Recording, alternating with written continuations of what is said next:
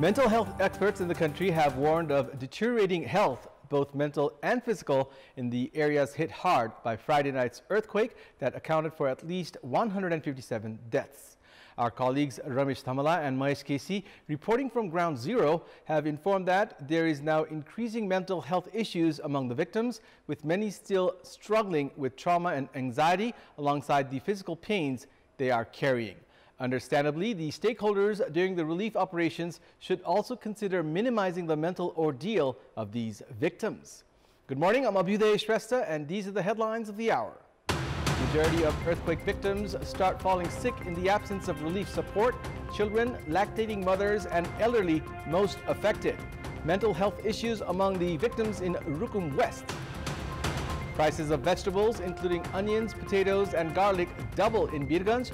Soaring prices due to 40% taxes by India and 15% levied by Nepal. Israel says its troops are in the heart of Gaza and in command of the Hamas stronghold. WHO observes the level of suffering in Gaza unimaginable. And spurred on by a breathtaking double hundred by Glenn Maxwell, Australia storm into the semifinals of the ICC World Cup 2023. Afghanistan rue their chances.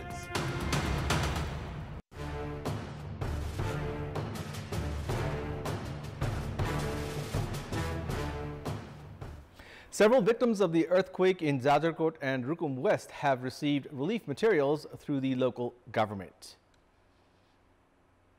The Jajarkot District Administration Office has said that relief materials have been distributed in all the 7 local levels of the district.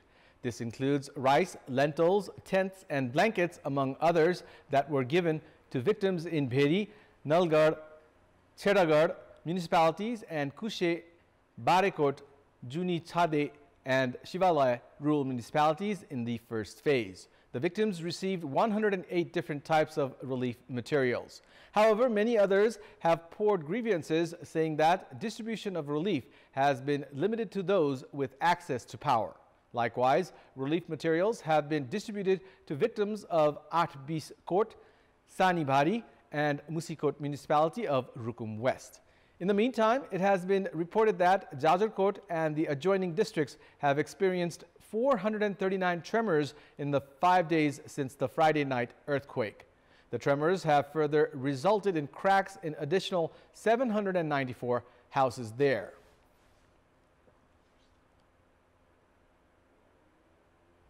Our colleagues Saroj Oli, Shyam Shrestha and Ramesh Thamala have been continuously covering the ground situation of Jajarkot after last Friday's earthquake. Based on their observation and responses from the victims across the district, the VIP visits have impeded relief distribution, and the distribution of relief materials have been uneven. A huge number of security personnel deployed initially for the rescue and relief operation were concentrated to ensure the safety of visiting officials, including President Ramchandra Podel, who reached Jajarkot yesterday. Victims, meanwhile, called the VIP visits at this time of crisis as unwarranted. They also alleged that relief distribution had been uneven.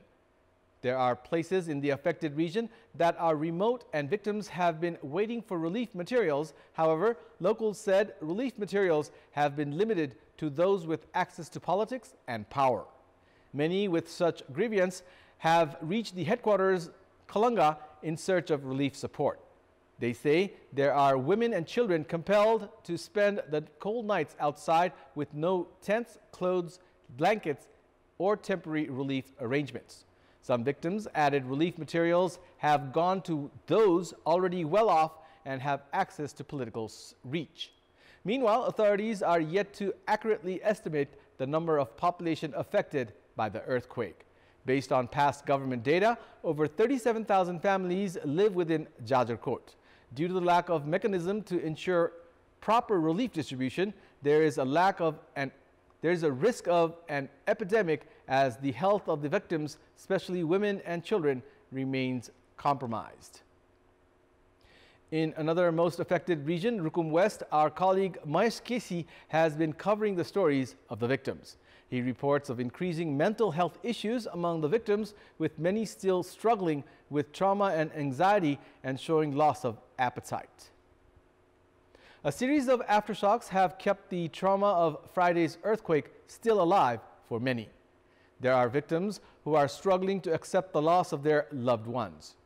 Health professionals opine the victims are in need to proper care and consultancy. However, even relief materials have yet to reach Rukum West as well. In this context, in our Public Voice segment, we had asked people in several provinces how they found the role played by political parties during crisis invited by natural disasters. Let's take a look at what they had to say.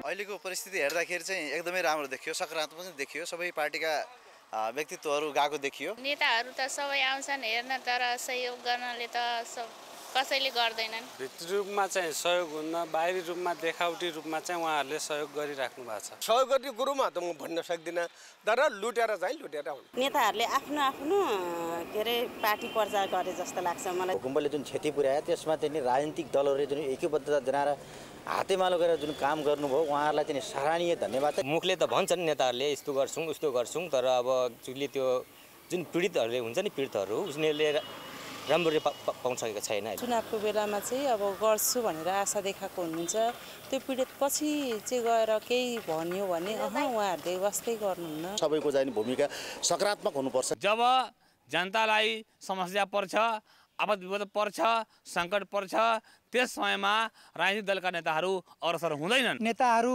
भित्रभित्रै मन नभए पनि अरूलाई देखावटीको रूपमा मात्र त्यो कामहरूमा सहभागी भएका छन्। यो पार्टी त्यो पार्टी भन्नु हुँदैन। जब जब सङ्कटहरू पर्छ सबै राजनीतिक दलहरू एक ठाउँमा आएर आम मान्छेहरूलाई सुखी खुसी र अगाडि बढाउने काममा लागिरहनुहुन्छ। चुनावलाई लक्षित बनाएर मात्रै घटनास्थलमा गए भन्ने खालको आरोपहरू हामीले यताकता सुनिन्छ। आफ्ना भातृ र शुभेच्छुक सङ्घ संस्थाहरूलाई चाहिँ यो उद्धार कार्यमा र अन्य सहयोगका काममा चाहिँ लगाउन नसकेको देखिन्छ। जो चाहिँ भिक्टिम हो उनीहरूले नपाइकन चाहिँ राजनीतिक दलमा आस्था राख्ने नेता कार्यकर्ता अथवा भोटरले मात्रै यो राहतहरू पाइरहेको छ। डिजास्टर टुरिज्मलाई प्रमोट गर्न गए जस्तै गरेर चाहिँ धेरै व्यक्तिहरू एक ठाउँमा जम्मा भइराखे जस्तो त्यस्तो चाहिँ देखिएको छ।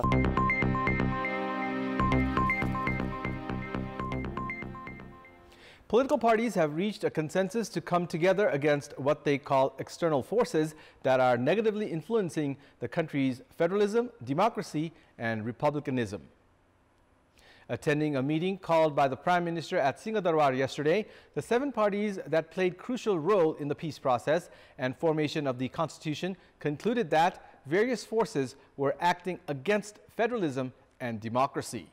The meeting also dwelled on concluding the works of laws related to transitional justice and relief and reconstruction works for the victims of the Jajarkot earthquake. With India imposing tax on exports of potatoes, onions and garlic up to 40% and Nepal adding another 15%, their prices have skyrocketed. In Birganj area, potatoes, which used to be available for 30 rupees per kilogram, now cost 50 rupees per kilogram. Likewise, the price of onions, which was 50 rupees per kilogram, has now doubled. The price of garlic has also tripled to reach 300 rupees per kilogram. Consumers have accused traders of hiking the prices of vegetables on the onset of the Tihar festival. Meanwhile, the traders have claimed that the taxes raised by Nepal and India on imported vegetables is the main reason for the hike in prices. Customs officers also say that almost 54% tax jointly added by Nepal and India on imported vegetables has affected the vegetable market. Traders say that the price of potatoes recently has gone down slightly due to the potatoes arriving in the market from Kavri. They, however, say that the prices of onions and garlic will likely rise furthermore.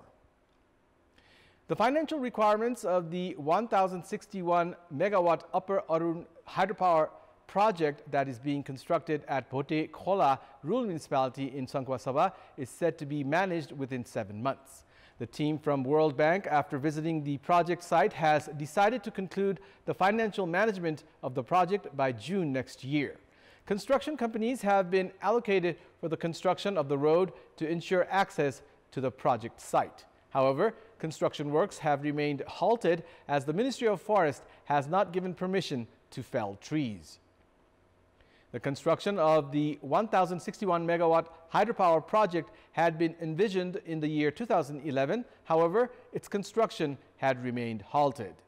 Meanwhile, the selection of the advisor for design and supervision of the construction works has reached its final stage. A construction company has been selected for the construction of the 21-kilometer road section along with the 2-kilometer tunnel in the initial phase. However, the Ministry of Forest has not issued permission to fell trees, which has halted the construction of the roadway. High-ranking officials of the World Bank, who had recently visited the project site and had agreed to invest $500 million in the project, have assured of finalizing the issue soon. 99% of distribution of compensation for the 2,025 hectares of private land required for the project has been completed. The Upper Arun hydropower project, which is expected to cost 214 billion rupees, is to be constructed with 70% loan investment and 30% internal capital. 41% of the total internal capital of 64 billion rupees is said to be invested by the Nepal Electricity Authority, 7% by the provincial government, and 5% by the local government. Meanwhile, preparations have been made to invest 11% of the remaining 49% by affected districts, 33% by the general public, 3% by landowners that comes under the transmission lines and various companies of the Nepal Electricity Authority. Around 22 households are projected to be displaced for the construction of the project. Preparations for the project have begun with a target of accumulating the required finance within June next year and begin construction works from the year 2025. The project is targeted to complete by 2031. The Commission for the Investigation of Abuse of Authority, CIAA, has issued a 22-point suggestion, including the scrapping of the provision of people's representatives of all tiers appointing personal secretaries, which has added an unnecessary burden on the state coffers, given the lack of results they have produced. As 334 lawmakers of the federal parliament had the luxury to appoint personal secretaries, the government spent 179.2 million rupees in the Nepalese fiscal year 2078 for a total of 436 personal assistants.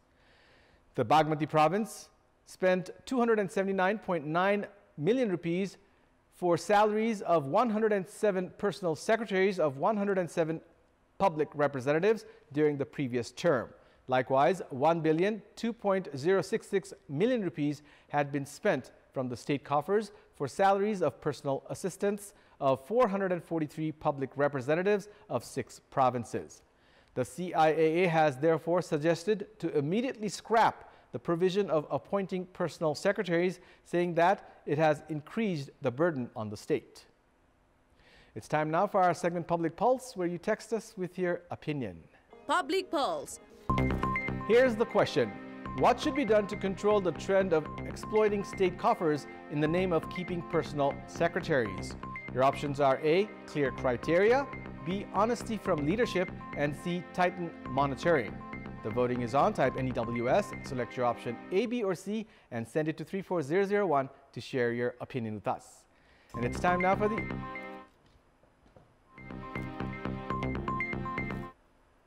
Israel's Defense Minister Yoav Gallant has said its troops are in the heart of Gaza City as the nation marked 1 month since Hamas's October 7 attack.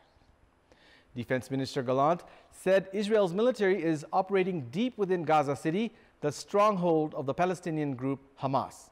Gallant said Israeli troops stormed in full coordination between land, air, and sea forces. He also said that Israel had no desire to rule the Palestinian enclave once the war was over. Gallant also said Israel had no interest in a war with Hezbollah and warned its leader Hassan Nasrallah he would be making a mistake to attack Israel. Israeli Prime Minister Benjamin Netanyahu said Israeli troops were encircling and operating inside Gaza City and called on the people of Gaza to go south. Netanyahu also said Israel would take overall security responsibility for Gaza after the war. Earlier, dozens were reported killed by airstrikes in the southern Gazan cities of Khan Yunis, Rafah, and Deir al-Balah. Meanwhile, the World Health Organization said that the level of death and suffering in the Israel-Gaza conflict was hard to fathom. The WHO said there had been more than 100 strikes on health facilities since the war began. According to the Hamas-run health ministry, more than 10,300 people have been killed in Gaza, including more than 4,100 children. In Israel, 1,400 people were killed and more than 200 people have been taken hostage. That's all for the moment. Thank you for watching. Have a good day.